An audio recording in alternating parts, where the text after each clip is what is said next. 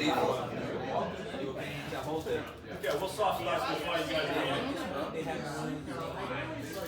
Soft start while you guys so thanks everybody. We have a lot of new people in the company that weren't here last fall. All right, so for those of you who weren't here, we do 2 safety conferences a year. We do one in the spring, and then we do one in the fall. The spring session, we bring in outside vendors, outside subcontractors. It's a little more convention-like. The fall session is really primarily for the nuts and bolts of our safety program. Any additions that we have to the safety program, we get granular with it, and it is a requirement that we do this. Okay? So, some of you may know this answer, some of you may not. All right, we're going to open with the quiz. So, why do we have safety conferences here at Baltimore?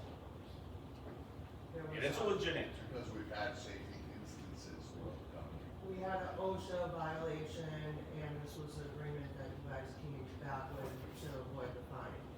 What was the violation? I don't know. Now everybody's mind is remembering, right? It was a trenching violation. Yes. Yes. Remember Yes. Yes. Yes. So we had a project up in Reading where we were tying in a water service at the property line. All right? And we were in the street and somebody passing by or a neighbor or whatever called OSHA up, and OSHA came by our job site. Okay? So the installing contractor was cited because the trench they said was over how many feet? Over 4 feet. Over 4 feet. Okay? Now, the specifics of it is it was 99% compliant. So, if any of you have put a water service in, there is a hub connection that you got to get to. So they opened up part of the trench to make the connection, and the guy was leaning down, making the connection when the OSHA officer came up. Now that portion of the trench was over the pipe. Okay? So, everybody gets cited. All right? They get cited. We get cited. Does anybody know why we would get a citation for it? Yeah, I'm trolling them. Okay? Now, we went to OSHA, we talked about it, and you know, we said we have a safety program. We have all these forms. And OSHA said, prove it. So, it went back to our files, okay? In the history, there was never once a safety violation record. There was never once documented toolbox talk. There was never once documented accident investigation forms. And they said, great, you have a piece of paper in a folder that does no good, all right? The whole intention of OSHA is they're not the bad guys. They want to see progress in good faith effort within the guidelines, right? They are going to cite you citations, right? But if you're doing the right thing and you're trying and you're moving forward and you're improving, they're going to be much more lenient on you. So we went to OSHA, we sat down, and I say we mapped it, okay? And they came up with a bargain where if we had safety conferences every single year for a certain amount of years, they would then drop. Okay? Every single year, you have to let them know that here, right? We all just signed this. We signed it for a reason. No, because the violation was dropped because we became compliant after X amount of years. All right? But out of that came a growth in our safety program that we didn't have before. We, every single year, have been getting better and better and better and becoming more accustomed to safety as culture. Okay? So, at Bullet Hill, we are trying to really build, while we're building our volume and size and people here, a safety culture. wants. There's no, oh, I'm uncomfortable with doing it. All right? So, out of a bad situation, which had huge monetary fines to it, we've actually improved as a company. And I think in the eyes of OSHA, they'd probably be like, wow, that was really successful, right? So that's how we are better now. So we doubled down on it because we started doing the nuts and bolts trainings, right? Going through this, do this, do this, do this. But part of, you know, growth in believing in a culture of safety is believing it. It's got to be fun. It's got to be entertaining. You got to, like, you know, participate in it. Okay. So we rolled out the Spring Safety Conference, where, you know, it was team building events. It was vendors coming with new products. It was consultants coming. It was our rental company coming. Everybody started coming, and now the company is better, right? So now, when I ask that question, why do we have it? People know. All right? So that is the intention of the conferences here. All right? Goals. The goals of this training here is awareness of information. Where is the safety program? What is in the safety program? What am I supposed to be doing? Right? Because if you don't know what you're supposed to be doing and you're unaware of it, you're not going to follow the rules. Right? Implementing the program. That's actually taking the words and executing it out on your projects. All right? That is a goal. Documenting the program. You all heard me. I was kind of joking around about, you know, this sheet of paper right here. Okay? It's more than just a signage sheet. Right? And I'll give you one guess where I got this. Anybody want to take a guess? Not from OSHA, from our safety program. It's in there, okay? So if you were having safety meetings on your job sites, like toolbox talks or safety stand downs, right? It didn't happen unless you signed it, okay? Who was there? What was the intention of the meeting, right? Having an agenda. You get better results that way, okay? It's Appendix B in our safety program, okay? And improving the program. It's an evolving situation. It's always improving. No one is perfect, okay? We mentioned the timer going off, right? Made the joke about a bomb threat. Does anybody know, or we have a bomb threat program that says, in the event of a bomb threat, do this. It's inside of our safety program, okay? We also had an active shooter situation on one of our jobs. Well, it wasn't actually on our job, it was adjacent to our job, and it, you know, motivated us to say, on a construction site, what do we do in the event of an active shooter? Okay? So we worked with our safety consultants, United Alliance, and we put together an active shooter program. What to do if there's an active shooter on your job site, right? So it comes from lessons learned and, you know, messing up, right? And you put a program together, you implement it, and then you improve that program. Okay? So that's all why we're here. Now, a lot of you are familiar with the gentleman in the side of the room. Okay? Good, bad, or indifferent. Shit, they're here. Okay? So, we cooperate with a third-party consultant. Okay? They are a safety consultant that performs a lot of different tasks, from training to site-specific safety audits. Okay? You know, Rich Sarning, he's our account manager. Matt Landry, he's the office coordinator who I secretly schedule all of your site audits with. Okay? And John Bell's here, is out there grinding at you. Now, I specifically inform them to not go easy, because that doesn't improve everything, okay? So if you get a site safety audit and you have a 99, a 99, a 99, a 99, you are thinking you're good. Which means if you think you're good, you don't think anymore. And that's when accidents happen. Alright? So, I love seeing low percentage rates on safety audits. I love it. It means we need to recognize that and improve that situation. Okay?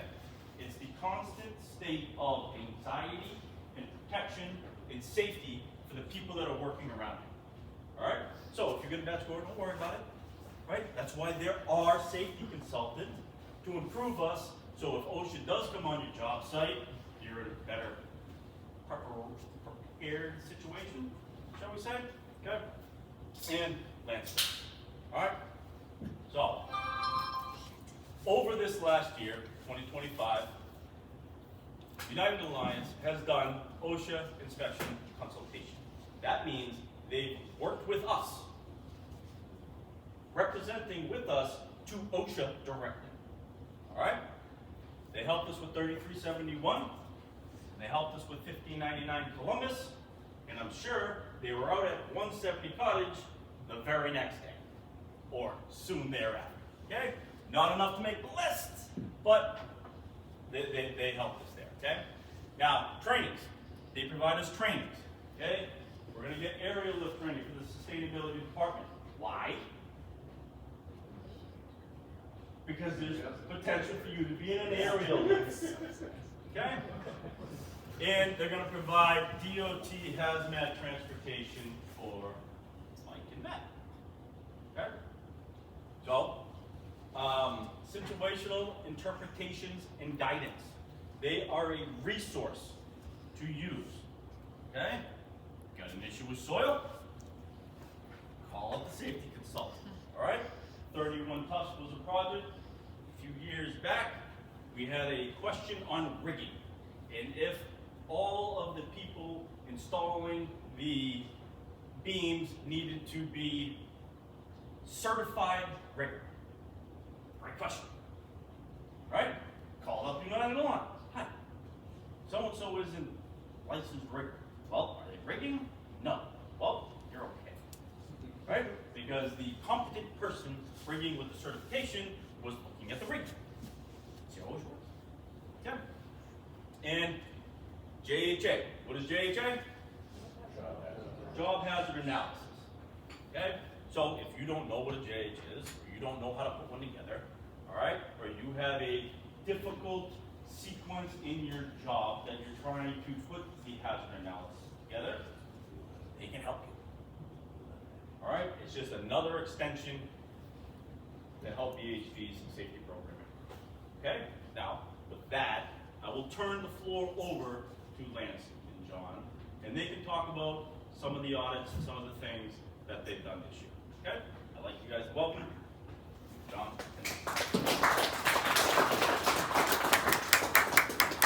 Thank you. All right, everybody remembers I heard some drones, but for the most part, it's been a positive experience, I hope, having me and John out there. Like I said, when we show up, we're not there to bust the chops, we're there to be a resource. That's kind of what the company hires. As I said, we'd rather us walk in the door and say, hey, you got a fall protection issue, than have OSHA show up and say that. Because we keep everything in-house, the report comes to you. As I said, it goes to Todd, and Todd disseminates that information down. You guys work together as a team to fix the problems before they do become an issue, before somebody gets hurt. That's kind of the end goal. We want to get this job done. We want to get, you guys want to make money. The people that are working for you every day, they want to come to work, make money, go home and take care of their families. The same thing you do. So that's always been my goal. My goal is nobody gets hurt ever. And if you do get hurt, what did I do wrong? What mistake did I make? What did I miss? What training did I need? Things like that. So it's always attention to detail on the system, because that's basically what safety is. It's just a big system. It's a bunch of standards. Yeah, not everybody's expected to know what any standard is, what is required, but you should should know how to get that information. That's the key thing about standards. If you feel like something doesn't look right, chances are there's a standard saying that it's not being done right. So if you've been doing this long enough, a lot of you in the room I know are pretty experienced. You've seen a lot, I've seen a lot, seen people get hurt. It's not a good experience. But for the most part, I always look at safety as what can get somebody killed. Those are the things that really make me focus like a laser on certain things. Number one being, what do you think? What's the number one way people get killed in construction? Yeah, falls. Fall protection. Fall protection is gonna consistently be the number one cited and cause of accidents and injuries. And it's not just fall protection, it's not just harnesses, it'll be ladders, ladder safety. People can fall from ladders, same thing. Poles are a big issue. I had to sit probably 25 years ago in a deposition in a lawyer's office about somebody who was able to get their foot in an opening that we left, because we had it covered, but we missed that much of the opening. And somebody managed to just put their foot in that opening. And 2 years later, guess what? I got subpoenaed to go, and after, because I was the person in charge of safety, I wrote the report. Guess who got pulled into court? They sued. And I had to do a deposition. So those kind of little things that you don't think are a big deal, somebody may, 2 years later, you make it a subpoena that this person decided they want to sue. So the whole thing is making sure fall protection, the things that are gonna get people seriously hurt. I've been kind of looking at the top 10 reasons for negative observations, and fall protection was in the top 5, I would say, on a lot of the reports. PB is another one. PB is a constant battle, and it's always certain trades we know that tend to be the common violators of it. Most of the time, like I said, it's always just a constant battle. When I do site safety on site all the time, I don't know if John can speak to this, I'm pretty certain he does the same thing. I'm always in constant motion. Why? Because I'll walk through a space and everything looks great. I come back to that same space an hour later, things are totally different. Somebody removed a guardrail, I've got a fall hazard. Somebody took a cover off to access something and decided somebody else's job to put it back. Things like that. Somebody took the fire extinguisher and used it for a door jam. So those are the things those are the little ticky-tack things that you can run across, but moving guardrails, that can be a big deal, especially if it's on an elevator shaft or something like that, or they don't know how to put a guardrail. That's the other thing, just crappy guardrail installations. I've seen people use plywood, they just lean it against the wall, because that's adequate fall protection. I've seen people put plastic over a hole or put a cardboard box over a hole, thinking that's gonna be an adequate cover. So I've seen a lot of weird stuff over the years. People who just don't know the standard, they know they have to cover it, they just don't know how. So those are the things that it's up to everybody to kind of think about when they're walking around, because you're there every day. You may walk by a hazard, and because it's there every day, you may not even realize it is a hazard. That's one of the things that why when we come to the site, we're fresh eyes. We're kind of your, hey, I haven't been here before. Hey, what about that? Geez, yeah, that's right. That could be an issue. Or, oh yeah, it's been like that, we didn't even notice it. Or they just removed that. That was always my best one. That just before you got here, they took that out. They have to do something.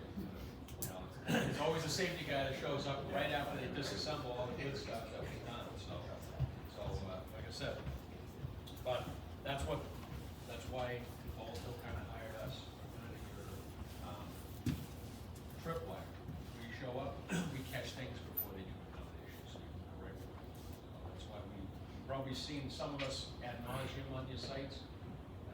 We show up maybe weekly, sometimes at the sites every other day without even realizing it. So, but we're coming there to kind of be your, like I said, your third set of eyes that you need to manage some of these sites. Because you're trying to keep track of what, 1, maybe 200 trades, all different backgrounds, not all of them are 100% safe. A lot of them probably have never heard the word safety. They just know you told them to wear a hard hat. They wore it, they got in the door, and when they got up to their job area, off came the hard hat, because that's what they used to. Or they don't like to wear a harness, because they, you know, somebody told them it made them look stupid, you know, whatever. So, but that's kind of, you know, like I said, it's been a few months since I've been to your sites. John has been kind of the more recent, site guy for us. He's been doing a lot of inspections, probably seen him more recently than you have me. But, like I said, I did a pretty good chunk of them from the spring right through the summer. And, like I said, there was a few incidents, but they were, you know, taken care of. Most of the things I found was, you know, different sites had different issues too. You know, some sites had fall protection, others had fire extinguisher issues. They had ladder issues, or they had, electrical issues. So every site, there's always different things, so, you go to the different sites, that's kind of what our focus is. We do a holistic look at it, we look at everything. You know, maybe you're focused on certain areas of the project, because that's what the drive is, to get that particular, you know, thing done.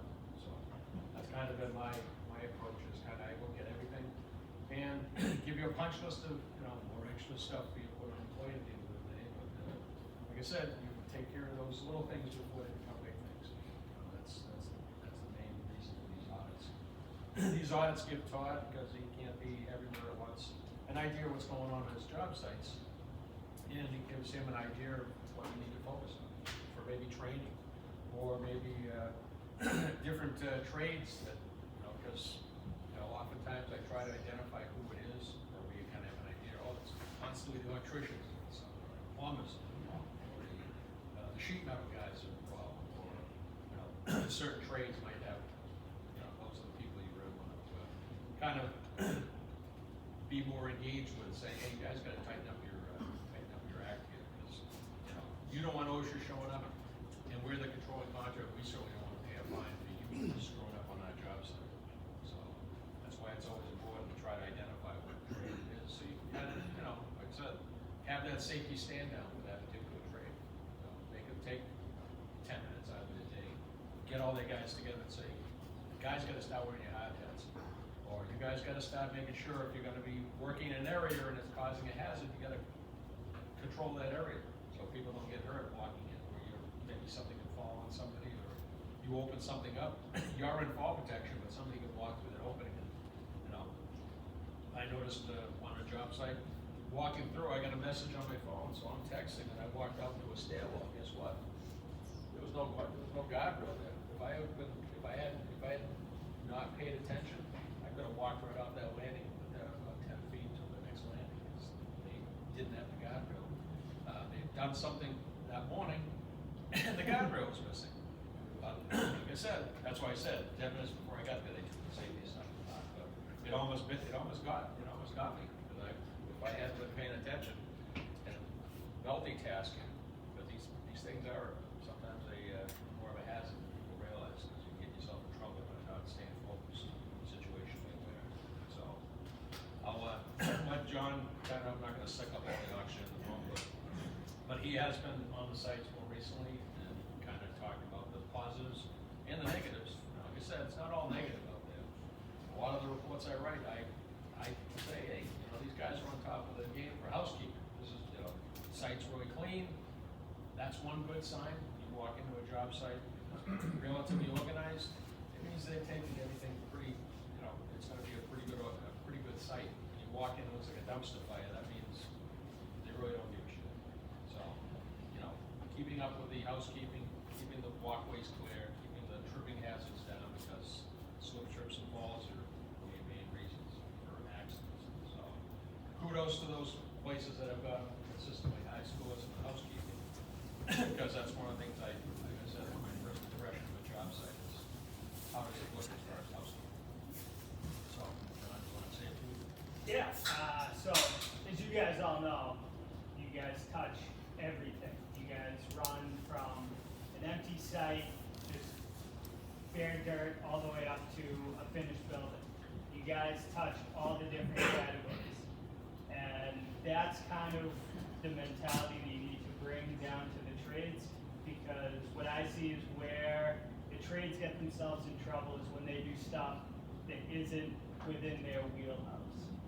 That's really where the hiccups come from, and that's where you guys have the knowledge, and it's also why Lance and myself do these in-depth reports, so that you guys do have the ability to quickly go back, hey, I got a question on this specific topic. Well, more than likely it's probably in one of the reports, or it's attached to safety reports. And the great thing about safety reports is that you can get both the OSHA definition written in its legal terms, but on the other side of it, they do have the links that kind of speak it out in plain English, and then you guys need to break it down even further for the guys. That's where it comes down to. You guys do a really good job out there, really. Once an issue arises, it doesn't seem like there's repeat issues, meeting after meeting, visit after visit with the same issues. You guys have the eyes out there looking for it, and I understand, like, in comparison to what you have for manpower out there versus what you guys have out there for Bald Hill Builders staff, you're always going to be at a deficit for eyes to look out and around at all the different issues on the site, all the different work being done and tasks being completed. So, really it comes down to taking a look at what you guys have for your operational look-aheads and just trying to figure out how that can assist you guys in scheduling, seeing your whole job site, just even once a week, being able to see every single thing over the course of the 5-day, 6-day week, seeing every piece of what the site has to bring. And I would say, for the most part, a lot of the issues stem just out of being out there and working. It's wear and tear issues that really you just kind of have to, you gotta just be aware of what's happening, who's doing what, and where it's crossing over between trades, and that's kind of where you keep your eyes and your focus towards. Yeah, that's kind of, like I said, it's the look aheads that are the key thing, because that's where you know when you have different things that are gonna be happening, that you can kind of look at, as Todd mentioned, JHA's job hazard analysis, that's where you kind of identify what projects you have coming up and what hazards they're gonna be involved, making sure that people who are gonna be involved in those particular jobs, are trained, and they know what they're doing, for one thing, especially if they're involving any kind of OSHA required training that they're supposed to have, like they're supposed to be trenching. You mentioned trenching is right off the rip. Yeah, you've got to be a competent person there. You've got to have at least one competent person that's there all the time while it's going on that can identify, like you said, soil type, B, if it's going to be this type C soil, we're going to have to shore it, or we're going to have to put a trench box in, or we're going to have to slope it, or whatever, how we're going to do it, but they have to have at least one competent person that's there. And then being aware of what the standard is, and making sure that everybody who's in that trench has been trained for working in the trench. A lot of times people think, oh great, I have a competent person on site, and I'll just throw Johnny Shovel in there and let him dig. Well, if he didn't get trained, guess what?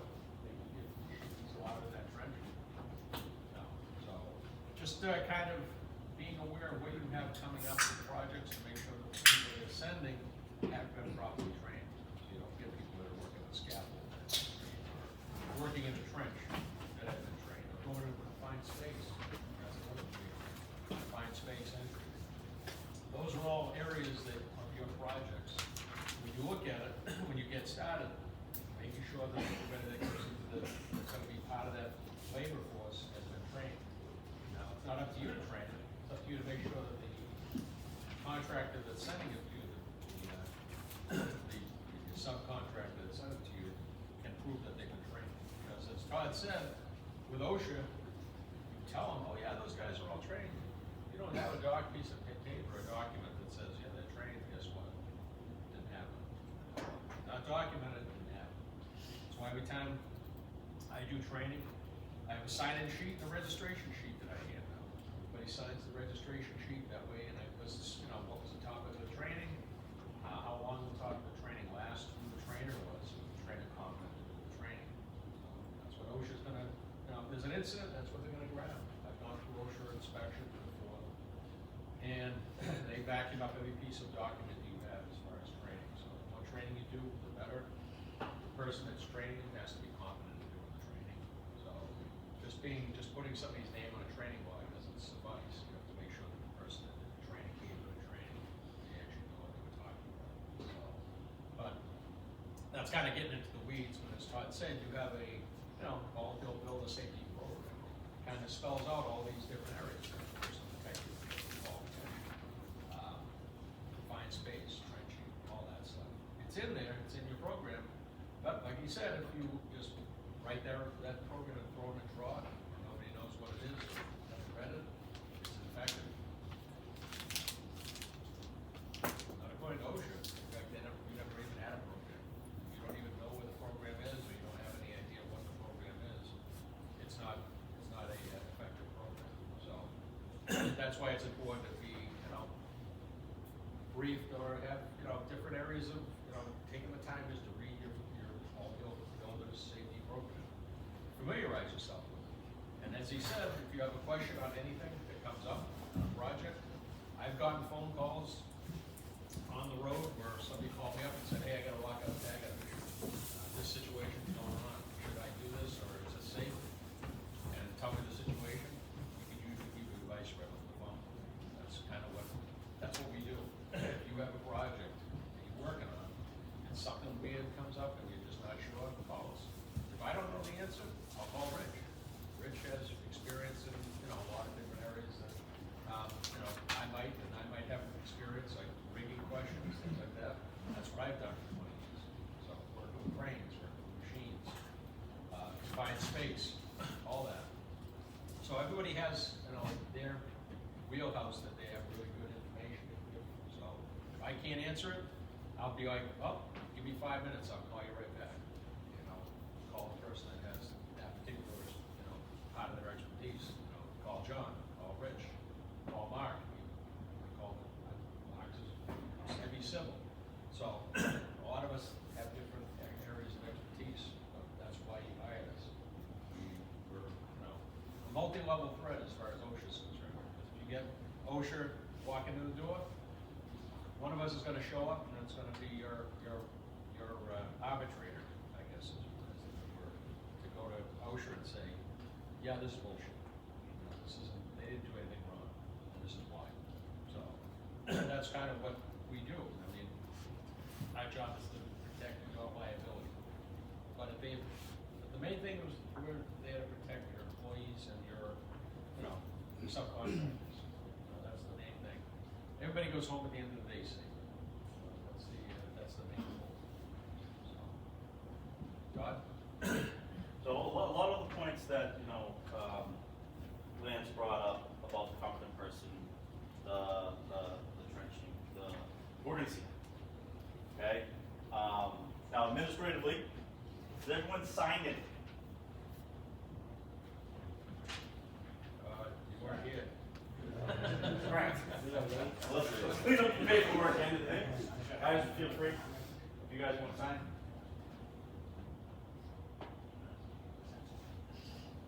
And then before we get into the nuts and bolts, make everybody wait till the end, I'm rolling out gifts and questions and the awards right now. So if you guys gotta use the restroom before we get to the second half of the presentation, so now.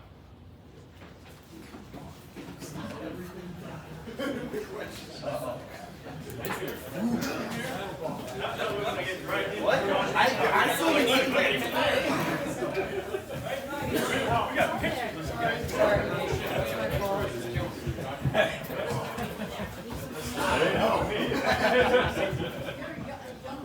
You're gonna eat it all. And then on top of it, I'm gonna take you home. Yeah, then you're gonna take a This time I'll offer Matt. It doesn't even matter, I just don't have worried, it's just stomping out the bit.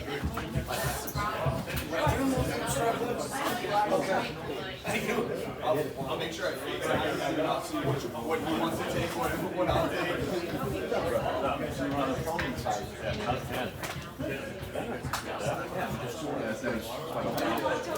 I'm at the gym, I'm doing it now.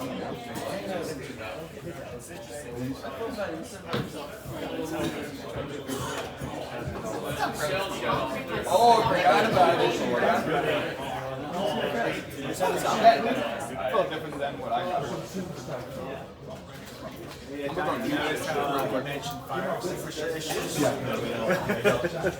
George just looked at me and smiled like this.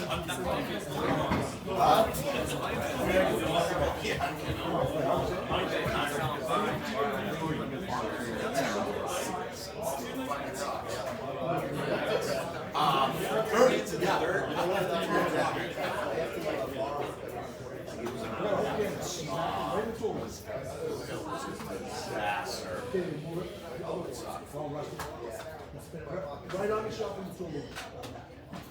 Yeah, that clip went right on, it's $12. Oh. Yeah, you know what I mean?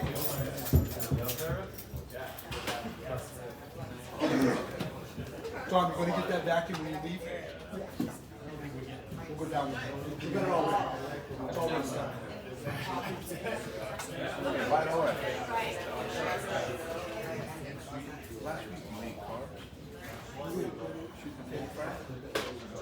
I've been a little loose on Friday.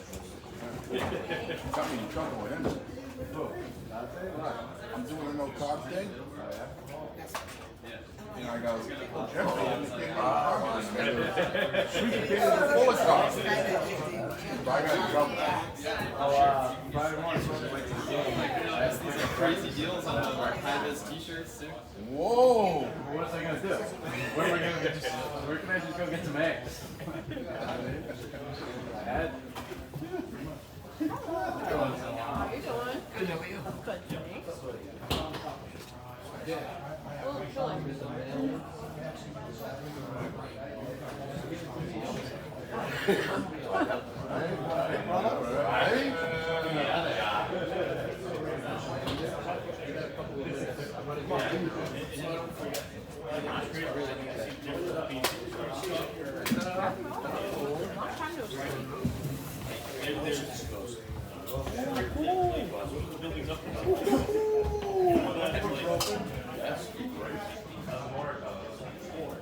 Oh, sure.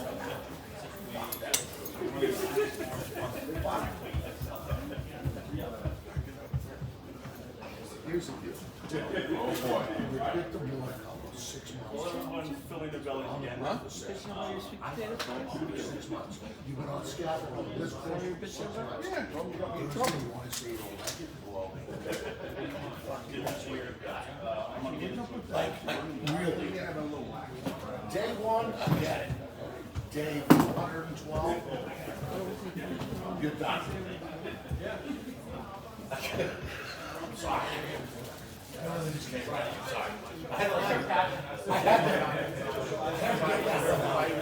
because I lost my.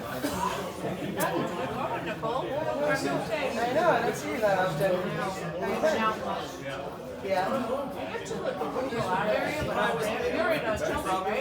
Right, I just started at 110. Ocean. Really? Yeah. That's in review. Yeah, right on the beach. That's great, right? It's up where the doctor's. A little bit, it's like 5 miles, it's not You're up far. that way, right? Yeah.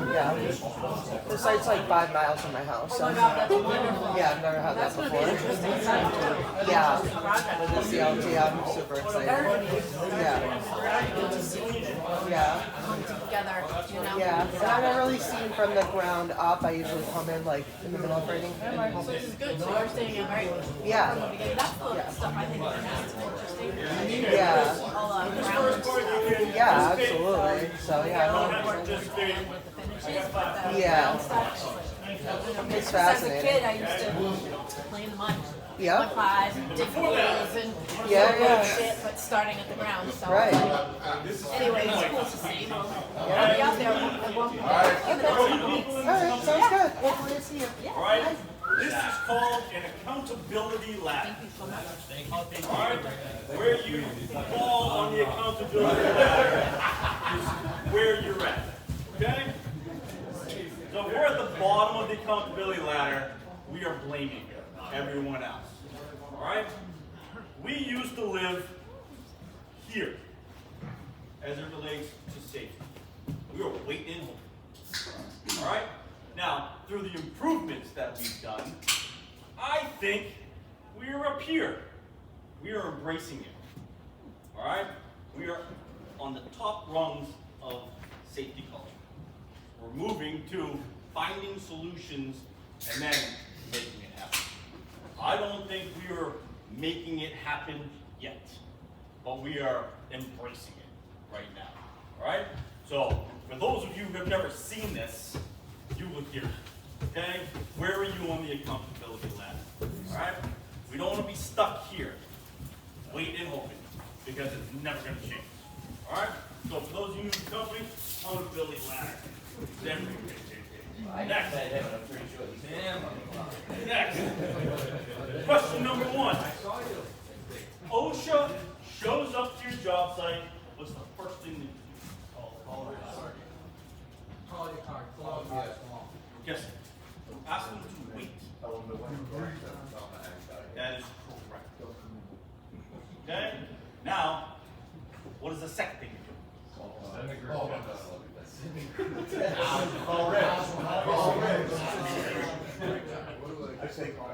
You call me. That's what I said. Okay? Now, you guys know that. Alright? There should be something in your wallet. That says, in the event, call me. Okay? Anybody not have one of those?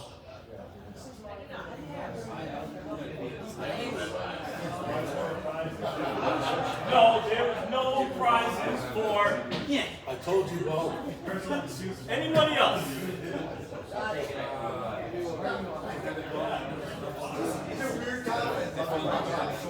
So what?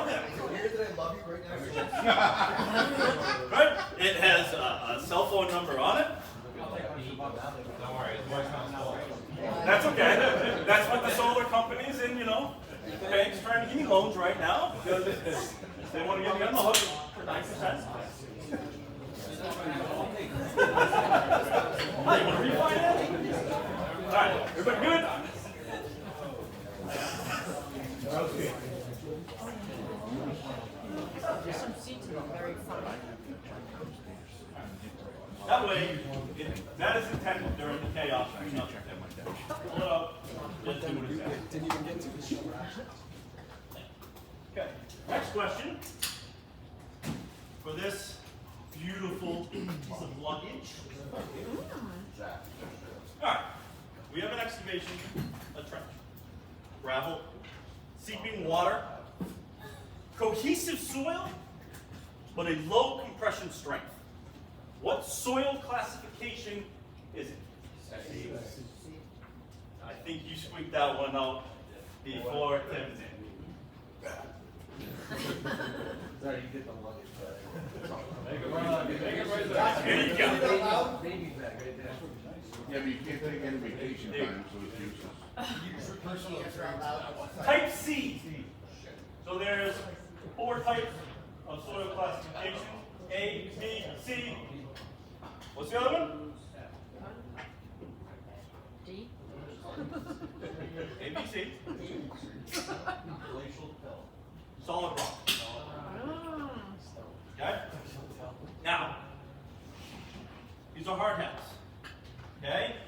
Not giving them out for you to use on the job site because they're not also authorized. However, I find it good that if you win it for your job, you promote this, pay it forward to someone on your job site.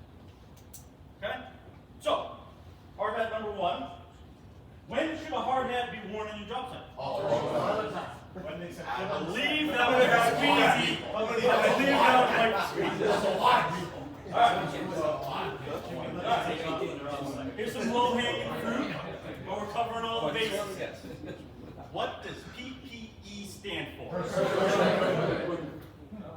I don't have that many hard hats.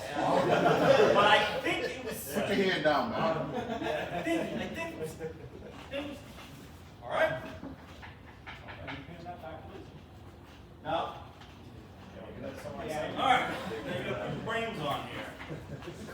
Does OSHA require a body harness above 6 feet? Yes. Or the best. What's he? Yes or no? Yeah. Depends on where you are. You want to say you want a little plane. All right. Raise your hand if you would like to answer this. Are you working in a fall hazard? Are you 15 feet away from the edge? Are you confined by dialogue? Are you safe? Do you have a safe point of access and egress on and to and from? That is correct. What does OSHA require above 6 feet? Fall protection. Does not require a harness. So, if you can protect someone from fall, that meets OSHA regulations, that's all it does. You don't need a harness. Okay? Okay? Fall protection system. You know, guardrails. Okay? Flagging. Okay? Scaffolding. Higher than 6 feet, you're on scaffolding. There's different requirements. Okay? Scaffolding requires fall protection rails, but it does not require a harness. Alright? So, those are the 3 giveaways. Now, before you all get anxious and run out the door, I wanted to get this out. So, this year I really wanted to say, good job with the safety program. You guys are really starting to embrace it. Alright? Those of you who are new here, we give a Project Excellence in Construction Award and an Individual Excellence in Construction Award. Okay? Both awards are $1,000. Alright? Over 12 months, so right up front. Alright? So, Johnny, don't worry, you're not getting it. Yeah, there's an email saying that. I want to point out one quick thing about, Todd's comment about how we're embracing the culture of safety. In the last year, as far as I know, and maybe there was more, but we definitely had 3 random OSHA visits. Okay? Do you guys know that? First of all. Okay? 3 unexpected complaint visits that were called in by either disgruntled subcontractor, competitor, a union, whatever it was, 3 complaints. All 3 of those complaints resulted in no violations noted, no penalties, no anything. In fact, one of them, Todd and I were called down to OSHA's principal's office. Yeah, that was fun. And in there, the guy, he gave us a little bit of a lecture too, but at the end of the day, he said, I have to tell you, you guys run one of the tightest ships. I love all the feedback we're hearing and seeing about your safety program and the advancements you guys have made. So I want you to know we are doing the right things. It is being noticed. The fact that the regional director made a point to acknowledge our safety program and the work we're doing. So first of all, Todd, thank you very much for that, really taking the bull by the horns. But all of you guys, it starts with every single one of us. I don't care if you're behind a desk and in the office. I don't care if you're out there, making the world turn out in the field. Every single one of us embraces safety in the way we do our day-to-day jobs. And so thank you guys, really, all of you, for getting it done. Thank you, bro. Now, when it comes to the Project Award, and it's been involved with this one for a really long time. All right? That's feedback from the third-party safety consultants. They gave me their feedback, and it was a split decision. It was a split decision. So you're only getting $500 each. Right. Now, the reason I picked the winner, which is Team 3371, is for this reason, okay? Was it accident-free? No. Was it OSHA-free? No. All right? However, during the OSHA incident, the process was perfectly follow. Okay? The fire department showed up. I immediately knew. Okay? The next day you were prepared. You called when OSHA showed up. Okay? We were there. We got the third-party safety consultant. Okay? The process was followed. The documentation was there. Okay? So I wanted to recognize that in that serious moment, the program actually worked. Okay? Which is why it was up against you, Dan. It really was. It really was. It was up against Team 170. But it was a split decision with United Alliance. And Team 3371 was second place by one of the inspectors. So it tipped my hat. The way that the OSHA inspection went on 3371 proved that the program was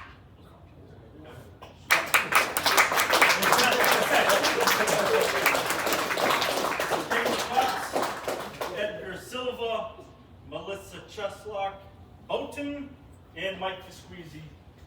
Good job. I broke the project up to each Nice. their awards. Perfect. Right? So it's not $1,000 a piece. It's a full team recognition. All right, you guys come up and get that. Absolutely. Awesome. Come on up. Come on up.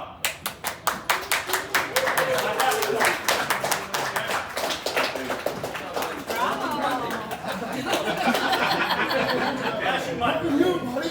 Who are you? We'll take it. Nice sound. Bravo.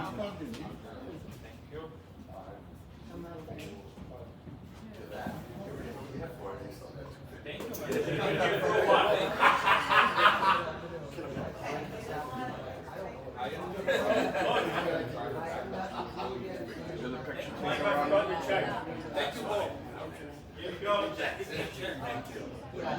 Guys, pose for a picture, pose for a picture. Hold it, Kayla. You guys won. You guys are excellent. Oh, get close. Hey, man, pull me down, brother. Look at that. And just smile.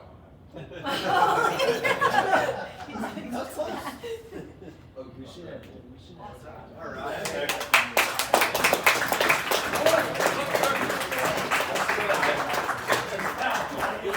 Individual award.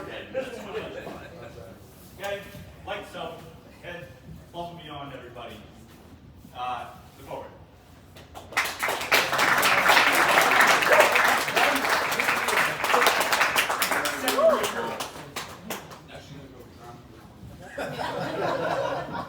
Why do you think I have her on my sheet?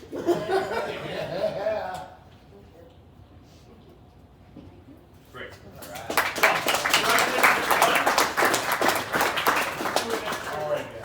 Okay, so. Where's my superintendent?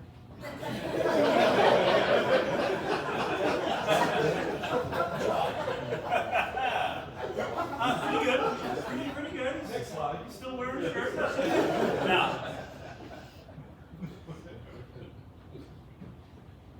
Bear with me because we're going to get into the nuts and bolts now, okay?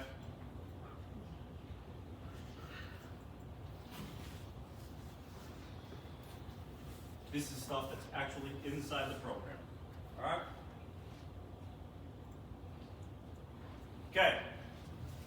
The health and safety policy statement, okay? This is where it gets from. But there's a lot of information in here. The safety and well-being of all persons associated with any Ball Deal Builders projects is paramount. Ball Deal Builders is committed to implementing and fostering an injury-free working environment throughout our entire organization. The injury-free working environment is a mindset where no injury is acceptable and working safely is not optional. Okay? At Ball Deal Builders, we maintain organizational structures, health and safety management systems, procedures, and training plans that support an injury-free working environment and ensures compliance with all relative laws, regulations, and standards applicable. Okay?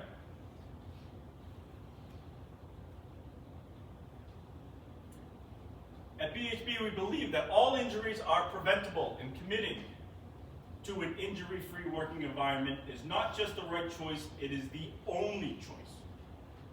Okay? That should ring. You should read the safety program. This is like page 1. All right? It is our mission statement about safety. We believe that with this approach, we can positively influence everyone else, or everyone associated with Bald Hill Builders projects. Bald Hill Builders is committed to the following: conducting all of our business activities in a manner that accounts for the impact to the safety and health of our workforce and subcontractors. Okay? To evaluate and comply with all applicable federal, state, and local laws and regulations, as well as pertinent requirements at each location where we conduct our business. So it's not just OSHA compliant, it's compliant across the board. All right? To communicate this policy to all Bald Hill Builders employees and subcontractors, to alert any potential affected individuals and their authorities of any safety and health incidents in a timely manner. Okay? I'm just reading it. It's 274 pages. Just read it. Okay? To conduct thorough investigations of all incidents and accidents, regardless of severity, to implement corrective actions in monitoring to prevent future accidents. This is improvement. Right? Okay? To hold all Bald Hill Builders employees and contractors accountable for worker safety at all Bald Hill Builders job sites. And our senior management shall maintain and periodically review the effectiveness of this safety and health program to make changes as needed. The overall effectiveness of this health and safety program is dependent upon all involved in the operations of Bald Hill Builders as a company. Therefore, cooperation between our employees and management in implementing this policy will help to ensure an injury-free working environment. All levels of employment at Bald Hill Builders are encouraged to offer advice and their suggestions concerning ways to improve this safety program. So we need to hear from you also. All right? So that's not me up here saying, do it. If you don't think something is correct, or if you think something may be improved by something, raise your hand. Say, what about this? Okay? It's a surefire way to drive towards that individual merit. All right? Now, that is, in a nutshell, the intent of our safety program. Okay? Now, there's some documents that I pulled out of this, because I'm not going to read you 272. What I've pulled out is the core fundamental employee health and safety rules and some part of the appendices that are relevant to issues that have come up in 2020. Okay? So, it is the duty of each and every Bald Hill Builders employee to know the company health and safety rules and conduct his work their work in compliance with these rules. Disregard of the health and safety rules shall be grounds for disciplinary action up to and including termination from the worksite. So that's us, that's subcontractors, right? That's anybody who's not compliant with our safety program. Okay? This program says, including termination, if need be. Okay? See Appendix C, disciplinary notice. We reviewed that one here also. Okay? It is also the duty of each employee to make full use of the safeguards provided for their protection, such as the proper use of PPE, machine guards, and specific safety equipment. Employees are encouraged to actively participate in identifying ways to make our company a safer workplace. Employee responsibilities include, but are not limited to, the following.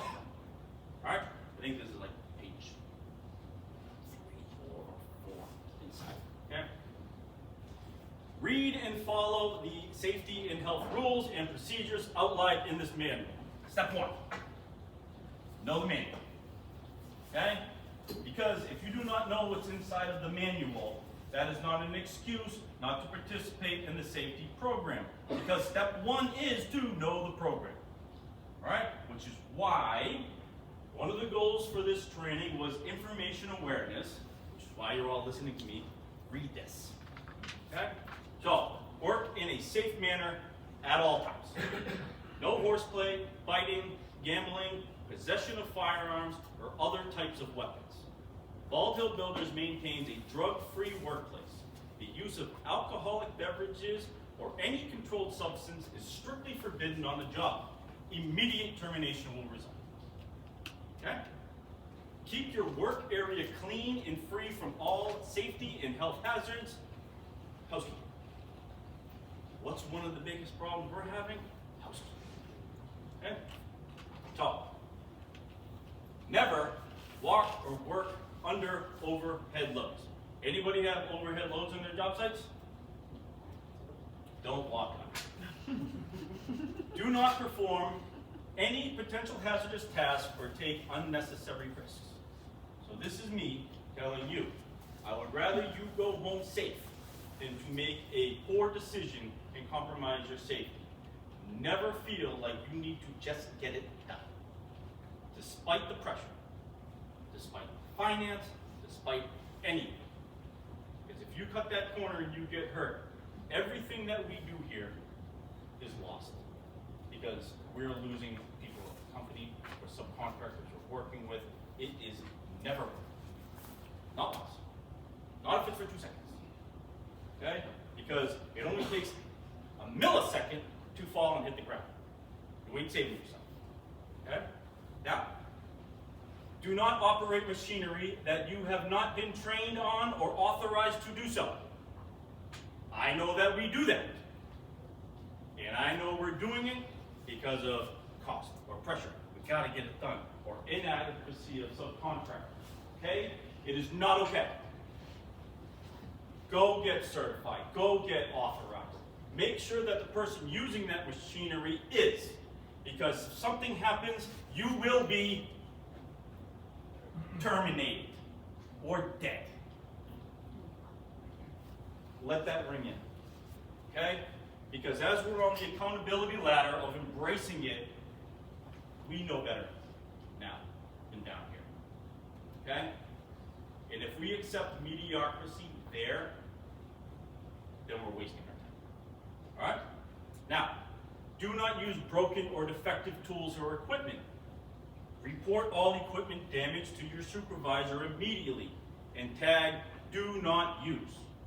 Don't take the extension cord and throw it out in the hallway because someone's going to pick up the extension cord and go get electric. Okay? It's very, very simple things that if you do, the little things become the big things. Those of you who have gone to my trainings on Friday, that's all I'm going to say. So, do not operate machinery or allow others to operate machinery unless guards and safety devices are in place. Be aware that clothing or jewelry can get caught up in moving parts. The use of seatbelts is required in all company vehicles and in any equipment equipped with safety belts. Reporting of all unsafe acts, conditions to your supervisor or safety coordinator. Repeat all near misses or accidents on the job, injuries and illnesses to your supervisor promptly, no matter how serious, and seek treatment immediately. Okay? If you get hurt, tell me. Alright? Tell someone. Okay? Someone else gets hurt. Tell someone. Alright? Know the location of first aid kits, firefighting equipment, and other safety devices. So, United Alliance are saying, good, yeah, you all got first aid kits. Great, but your fire extinguishers stink, right? But your eye wash station hasn't been cycled. Well, I thought that was tough, right? But, you know, take proper care of and use all needed and assigned personal protective equipment, PPE, at all times or when working in areas where there are recognized hazards that could cause possible accidents or injuries. These things, okay? Follow instructions. Ask questions of your supervisor when in doubt about any phase of your work operations. When lifting heavy loads, Lift with your legs bent at the knee. Grasp the load firmly. Keep the load close to your body. What is it called? Power zone. Okay? Then raise the load, keeping your back as straight as possible. If the load is too heavy or awkward, use a lifting aid, pallet jack, hand cart, etc., or ask for help if needed. Okay? Now, this isn't our safety program. How many times have we told Finnish carpenters to carry the doors up the stairs? Okay? So, if we are going to say we need to follow it, let's also preach it. Okay? That's the, you own it, get it upstairs any way you can. That is not the approach. That may get it done, but it may also get somebody hurt. Alright? Because there's also safer ways of lifting that stuff.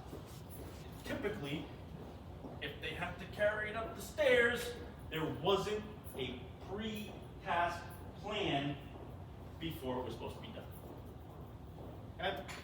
Do not handle chemicals unless you have been trained and you have read the corresponding safety data sheet for the chemical. See Appendix K if you do not know what a safety data sheet is. Attend any and all required safety and health meetings. So inside of our safety program, number 20 says you're required to be here. Okay? Now, this is a list, partial list, safe working happens, but that is the core fundamental requirements. Okay? This one. What are the subcontractors responsible for? All right? There's a bunch of things, there's in contract, Exhibit H, stuff like that. It is the responsibility of all Bald Hill Builders subcontractors to establish a working relationship and maintain contact with members of Bald Hill Builders management as well as job site superintendents. So it says they need to work with us. Establishing this relationship ensures that important job-specific information relating to the overall safety of each project undertaken is communicated so that unforeseen circumstances and job site hazards can be controlled or avoided altogether. At BHB, subcontractors must ensure the following prior to starting any work at Bald Hill Builders. You guys are going to love this. Okay? All subcontractors, employees shall attend a mandatory Bald Hill Builders job site safety orientation. Exhibit A is the sign-in sheet for that safety orientation. Okay? Prior to starting their first day on the job site. It's not the 10th day, it's not the 60th day, it's not, I'm trying to get cut on my paperwork, it's don't have it the day they're supposed to be doing the work. Okay? Have it weeks ahead of time. Have everybody early, months before. Okay? All subcontractor employees must have successfully completed an OSHA 10-hour safety training course prior to the start of the work on any Bald Hill Builders job. So if you do not have OSHA 10, you are not allowed to. Okay? That's basically what that says. Now, where are we? A copy of each worker's OSHA 10 card must be kept on file at the field location with Bald Hill Builders job site superintendent. All of them. Okay? And it's a simple request. Long ahead of time. Send an email out. Here's our site-specific safety program. What crew are you not going to get? Force them to make a decision before coming to your job site. And make them get you the credentials that certify them appropriate to be working on a job site before they even get to the job.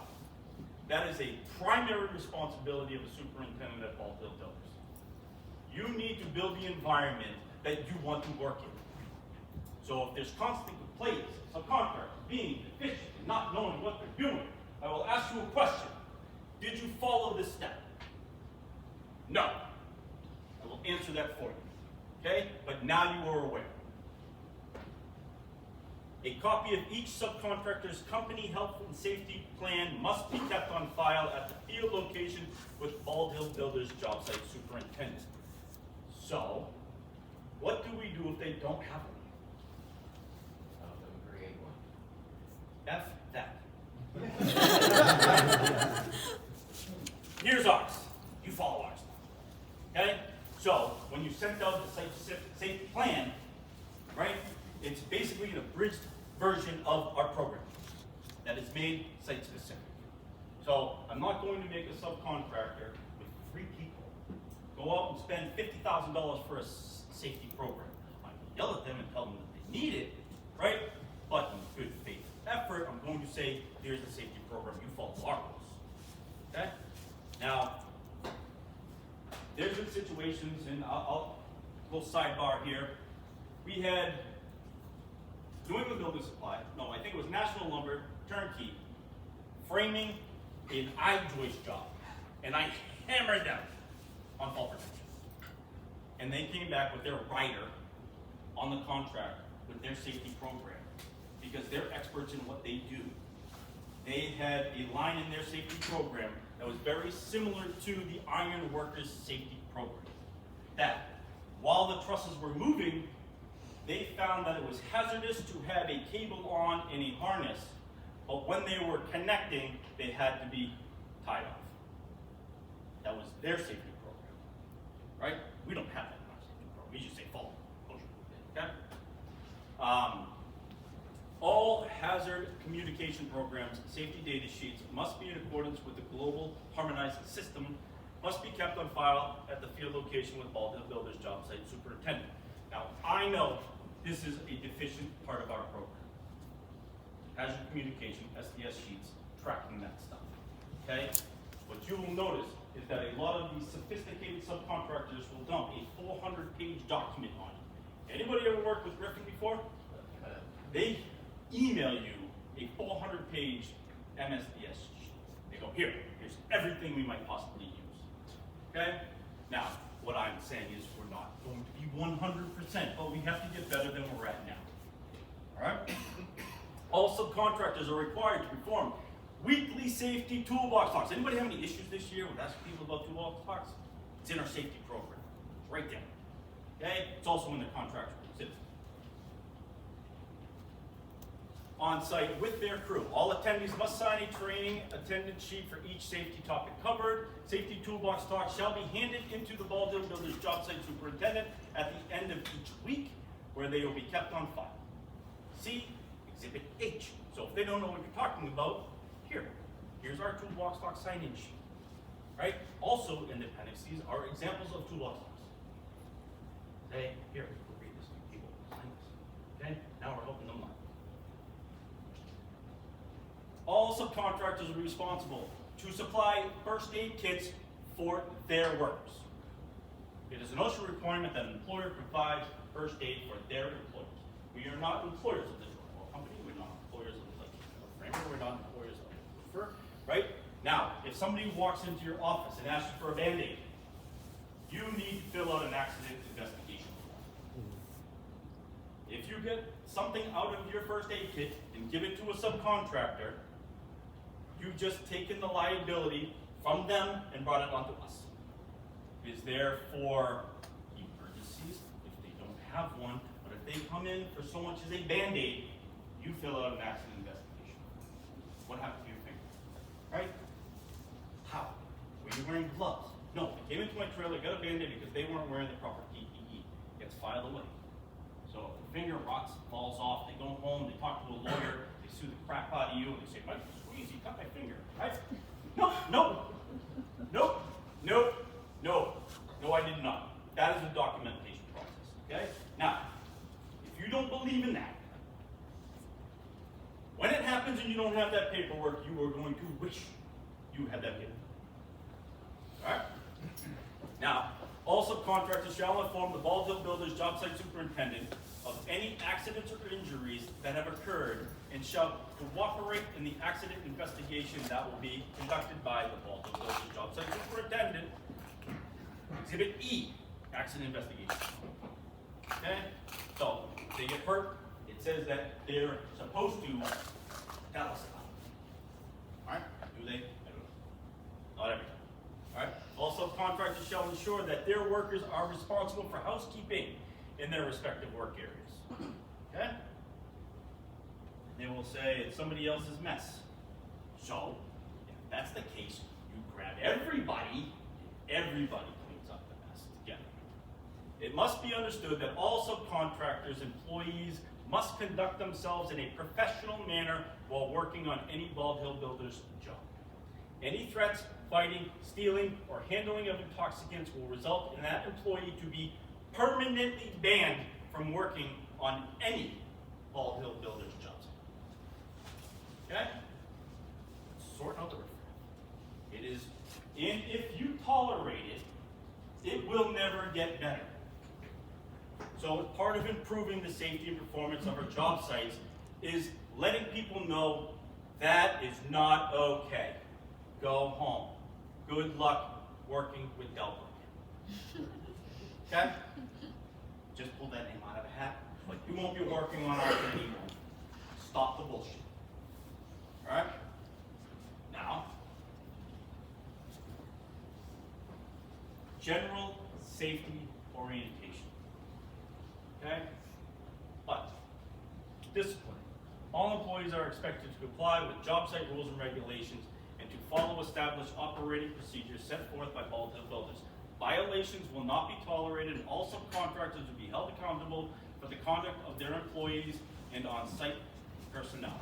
All subcontractors are required to have their assigned job foreman held accountable to take action when a violation is observed.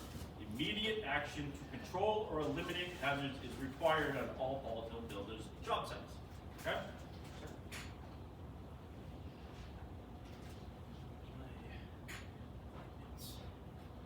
So, a lot of you guys are saying, well, who's competent people, they don't work for me, this, that, and the other thing. In the event a violation is observed, the following procedures have been established to place an employee on notice. You write a safety violation, here's the enforcement. Any action for violations deemed non-life-threatening. First offense, a written warning addressed to the employee, a copy sent to the employee's employer, and a copy placed in the employee's file referencing the violation and warning, including the date and time. Right? Second offense, automatic suspension from Bald Hill Builders job site for 1 week. Okay? A written warning addressed to the employee, a copy sent to the employee's employer, and a copy placed in the employee's file referencing the violation and warning, including the date and time. Strike 2. Third offense, immediate termination from Bald Hill Builders job site. You're gone, and you're not coming back. Okay?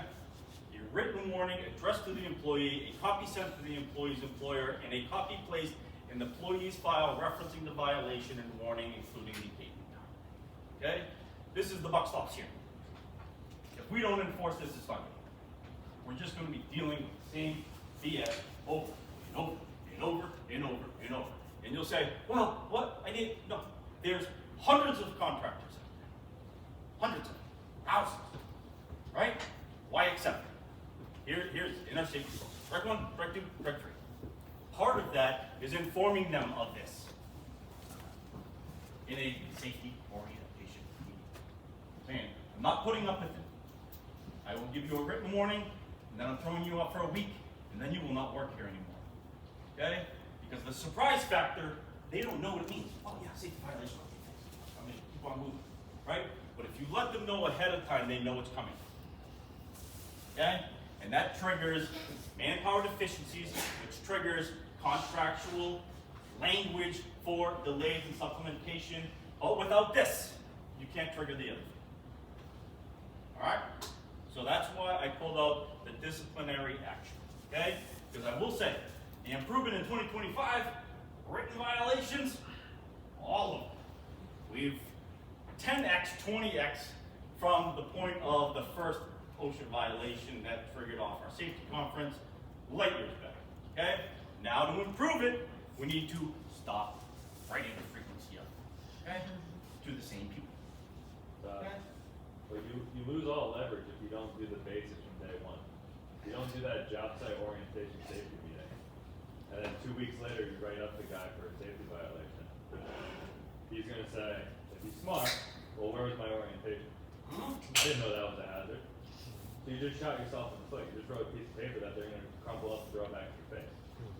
Right? So you gotta start from the beginning, getting the site safety plan from us and them, then have the orientation meeting, then you can hold them accountable.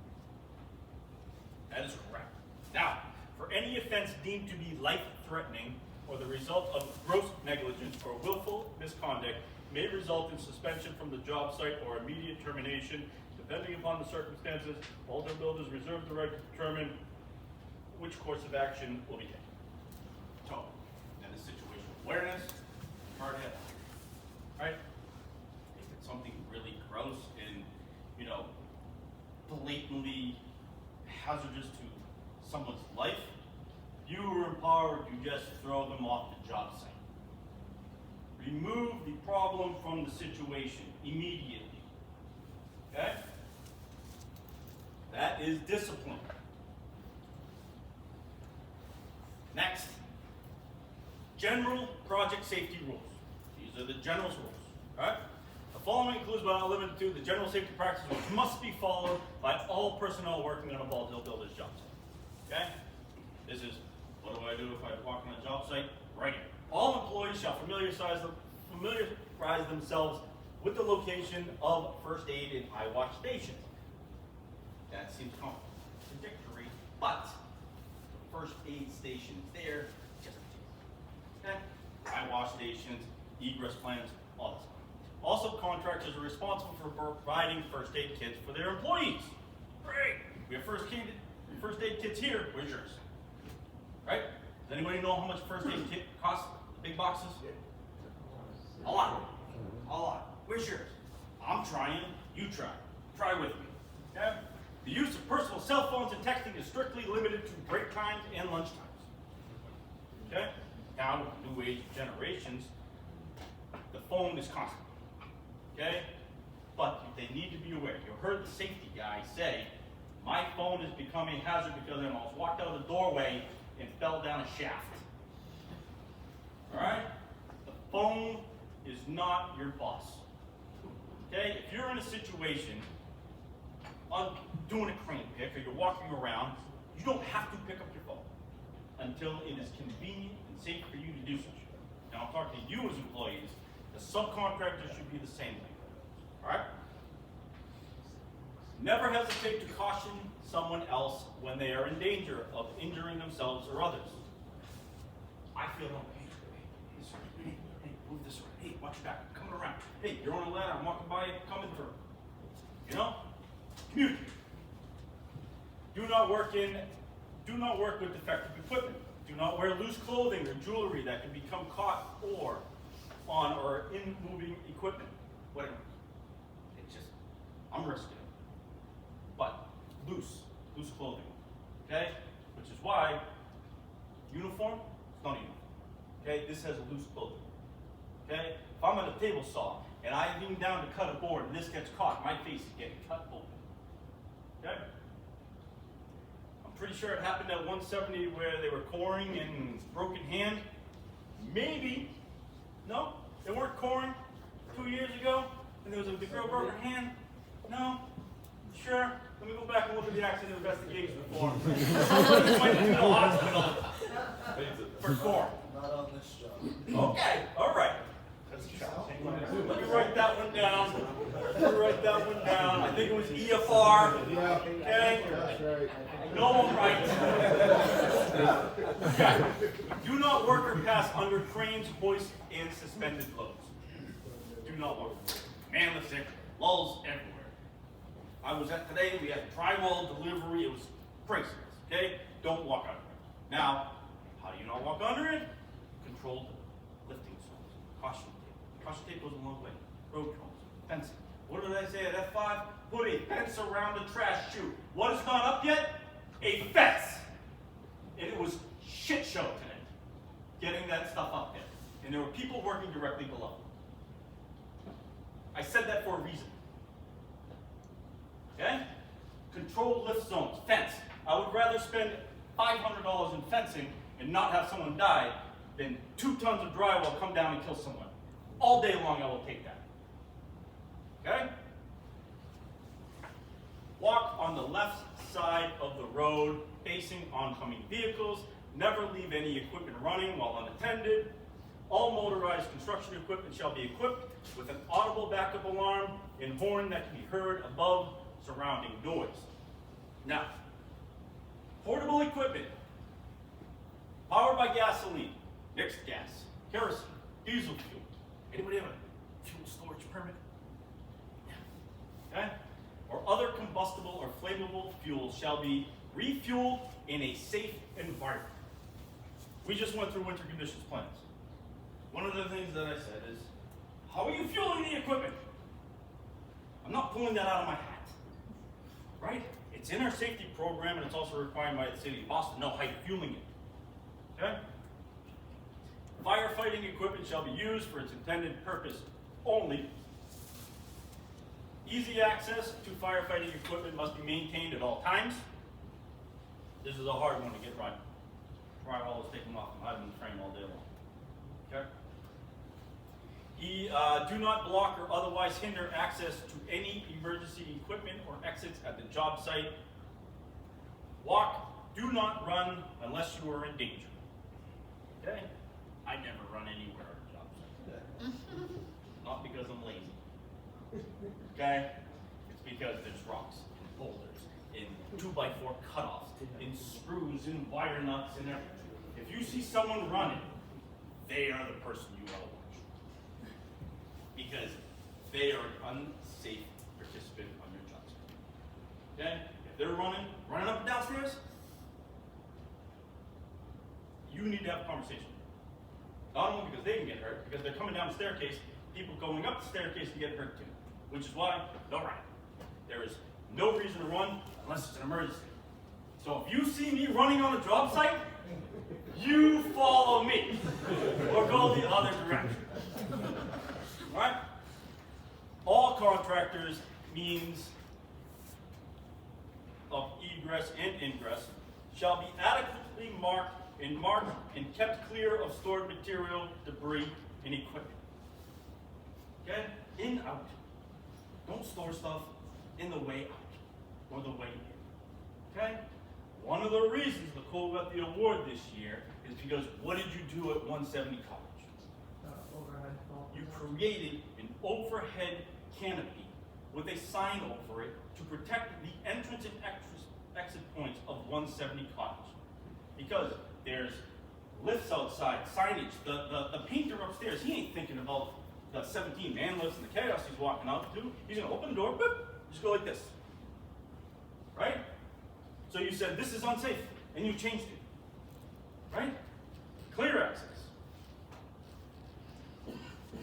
The use of stilts is prohibited on any Bald Hill Builders job. We know what stilts are? That's a state law, by the way. That's not a Bald Hill builder. It's not allowed. What job was it recent that had a photo on GoPro? All of them. All, everyone. What you standing in the tub? Now, this much is more than just superintendents. Okay? Anybody ever tried to tell a drywall subcontractor or an insulation subcontractor that they're not allowed to use stilts? You know what their response is?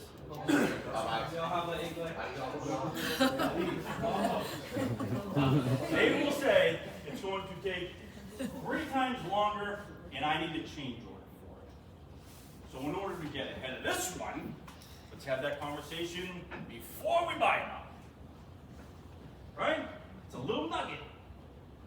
Oftentimes we look past for production, but it is illegal. Okay? Plus they destroy your jobs. Alright, a competent person must be on site. On site. Don't you say it again. On site.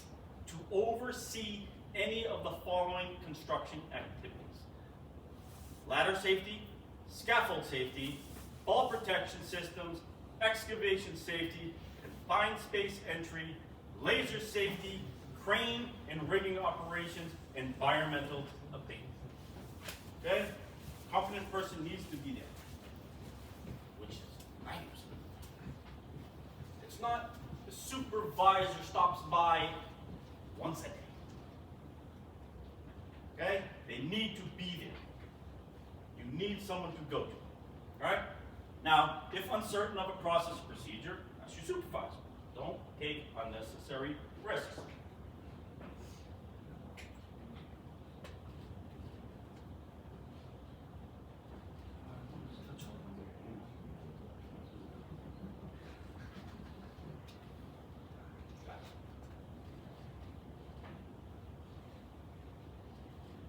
Exit.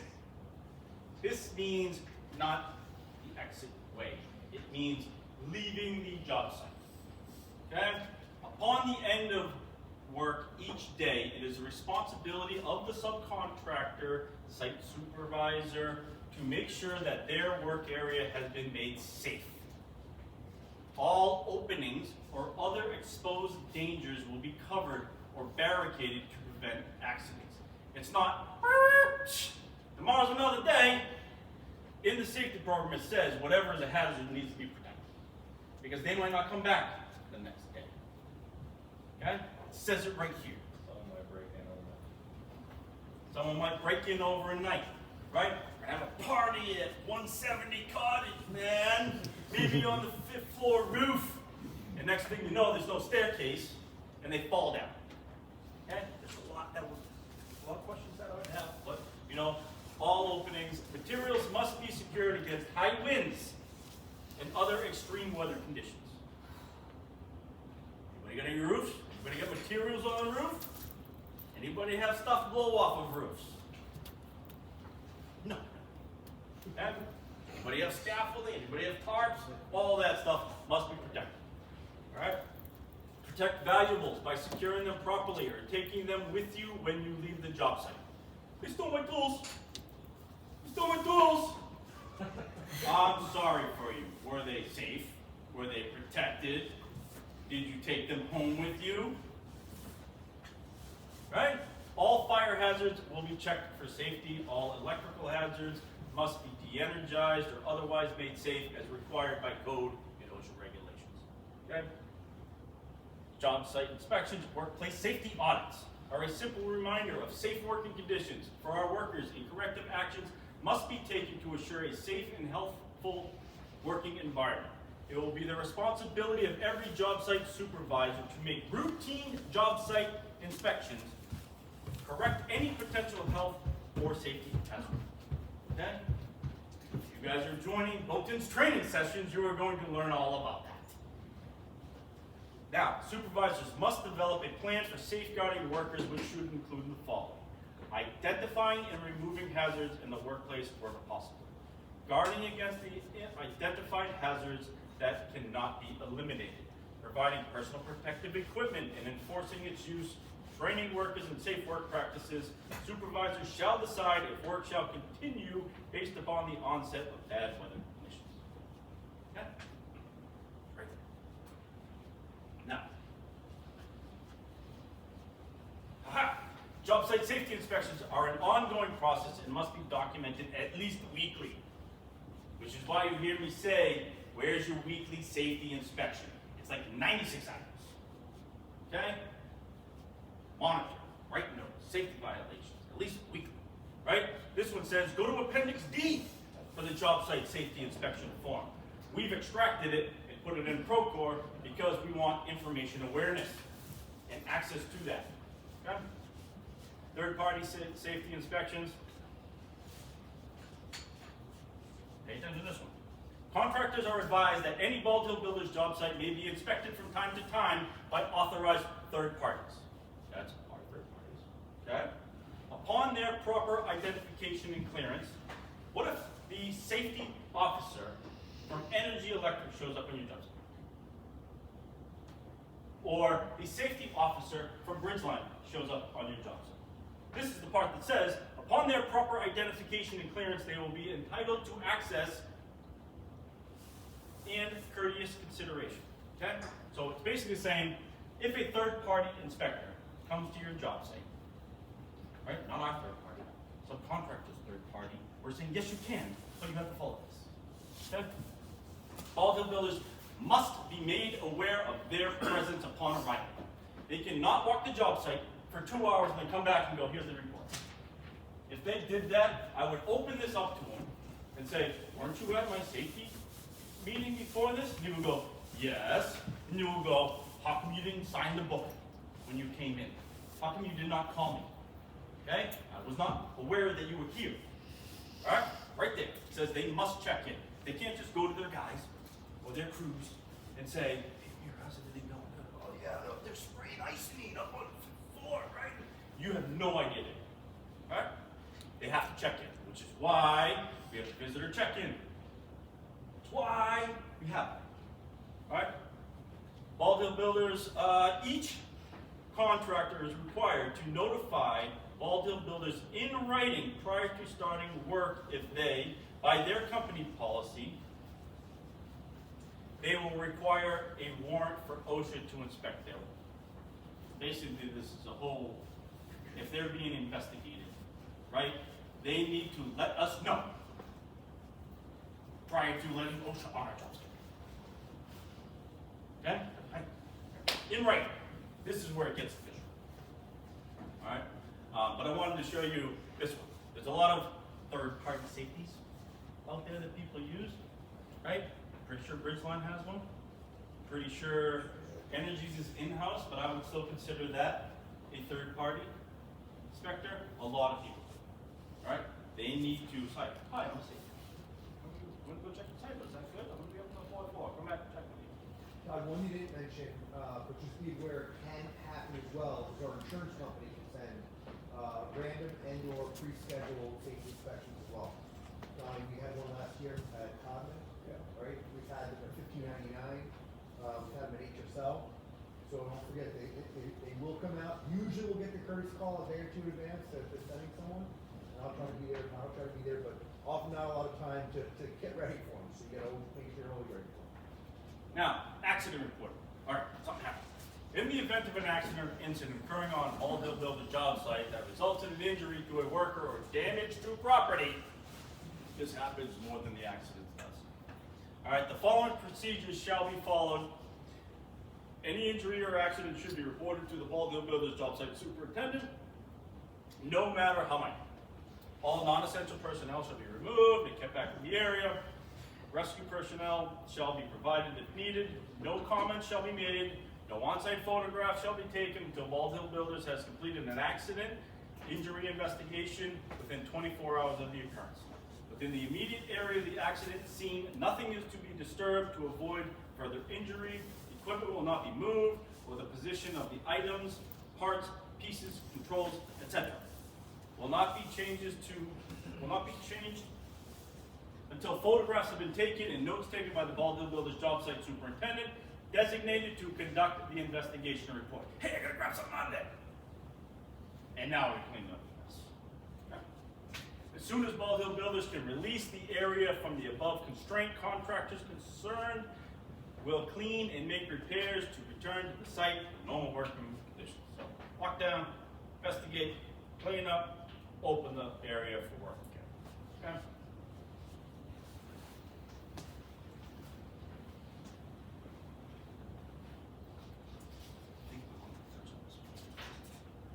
Yep, emergency action plan, evacuation.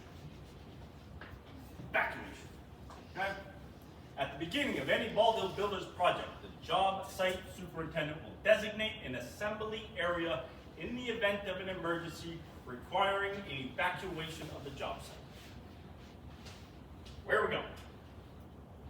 At the time of a fire or any other emergency, employees should know an evacuation is necessary by a distinct audible sound in what their role is in carrying out the plan.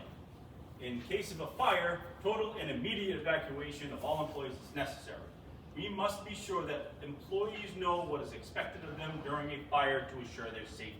Okay? In case of an emergency, alert all workers in the area of the emergency. Immediate assistance is rendered to any injured employee. Notify the fire department, call 911. Notify the Ball Hill Builders job site superintendent. Use all designated exit routes. and meeting points after an emergency evacuation, account for all employees after emergency evacuation has been completed, and assign duties as necessary, while the builder's job site superintendent is to institute a complete accident incident investigation. So, let's see, daily logs. If you do not know how many workers you have first thing in the morning, how are you going to execute this if something happens? You don't know how many people are there. Is everyone else safe? I have no idea. Okay? So if you're walking around at 1 o'clock saying, how many guys have there? How many workers? I gotta get this daily log. Do it in the morning, which is why you have morning logs. Okay? I wanted to show you the evacuation plan. So, here it is. Evacuation plan. Okay? Alarms. Bald Hill builders shall be notified of all emergencies and notify the appropriate emergency service of the incident and initiate appropriate action. Fire alarms within the area of new construction will consist of 3 short blasts of an air horn located at the means of egress, stairway, ladder, or building entry. Okay? Air horn. Right? Now, on your jobs, you've seen the notification boards, the pathways, the egress maps, right? Air horn. Boop. Now, you have to be careful of where we put the air horn because they're going to walk around and grab it. Right?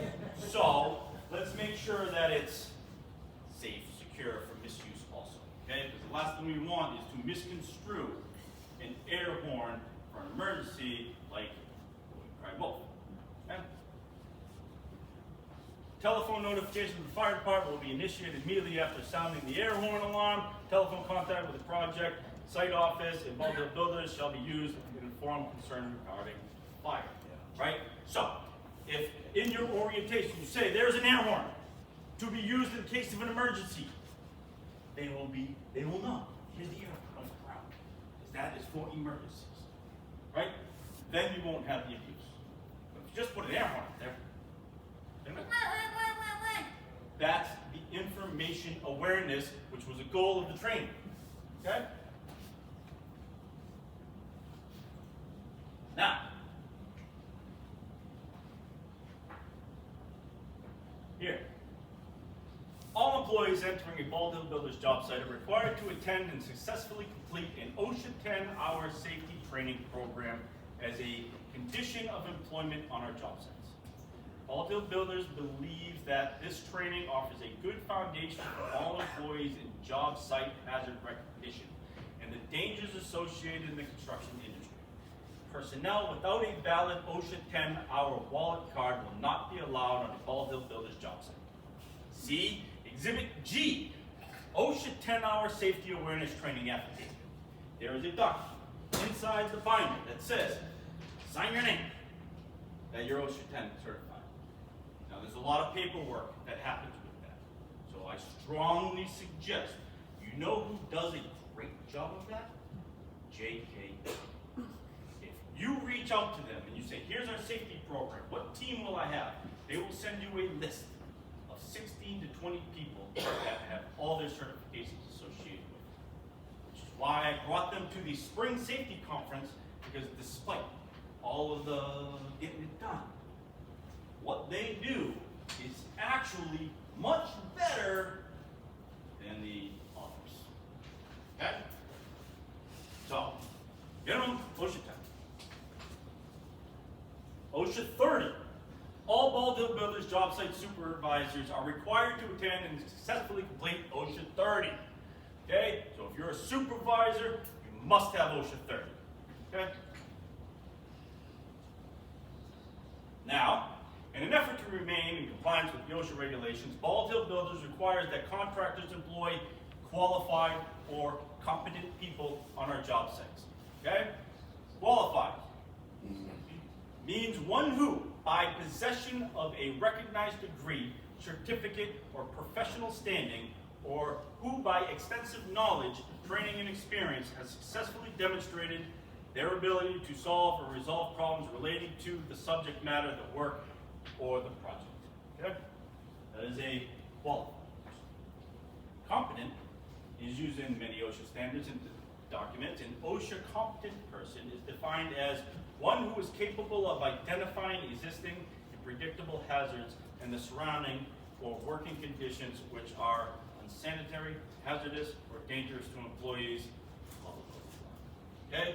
So if you want to know who the competent person is, there's a competent person acknowledgement form. Right here. Who is the competent person? You were required to be here. You signed the form. Why aren't you here? If you follow the program, you have more ammunition to implement and execute the program. If you do not follow the program, well, it's the Wild West. Good luck to you. Okay? But you can't complain if you're not following the program. All right?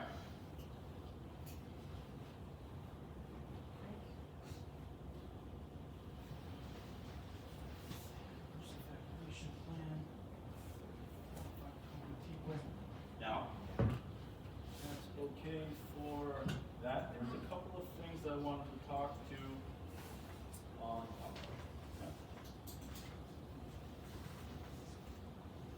And then we'll get you guys out. So, this was from last fall. Okay? Performance needs improvement. Morning huddles. Not afternoon huddles. Not the evening phone calls. Morning huddles are mandatory. I don't want to hear about it anymore. If you are not doing it, you are not following the program. Okay? You get your morning huddles done. Hi, everybody. What are you doing today? Where are you working? How many people do you have here? Do you need anything from me? Do I need anything from you? Quick, 10 minutes. Okay? Then go about your day. If you are not doing that, you're not setting yourself up for success. Guaranteed. You immediately are operating at risk. Pre-test meetings and safety review. Okay? How are you going to do it? Mike, 3371. We had a good meeting the other day with the signing company, with the foreman, who was the competent person, and the owner of the company, saying, how are you going to do it? And we talked through it for about 30 minutes. And we said, that sounds like a good plan. And they said, yeah, that sounds like a good plan. That is a pre-task plan. Now, as it relates to safety, I wasn't going down that road to find out the hazards and who's going to be working under you, but that would be considered a pre-task coordination meeting where then you can follow safeties. Okay? You're using a minimum, you're using a scaffolding, you have competent people to do the scaffolding, right? All of that stuff that was brought up, I would flush that out. So once they go and do that, we've already talked. We got a plan. Why aren't you following the plan?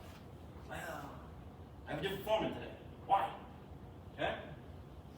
Toolbox talks. Need for improvement. Job site orientation meetings. You're trying. Slow. Slow. Things get busy. And then we miss it. And then we forget about it. And it's, but we forget that there's 18 more months of the job because we're only 2 months into it. Right? Just stop. Stop right there. Reset. Everyone stand down. Come in. Okay? Subcontractor coordination meetings. Better. I wish there was more in person. Okay? Now what I am seeing is we're having sub-coordination meetings talking about safety, talking about toolbox talks, and we're talking to AI note taker. That is not okay. Right? And I'm only using it for your job, right? Which is lazy. Not from you, from the subcontractor. Because they don't even have the time to participate in any of the coordination, safety stuff. They're just reading AI notes. If you want results, you need to stand in front of someone and say, what are you doing?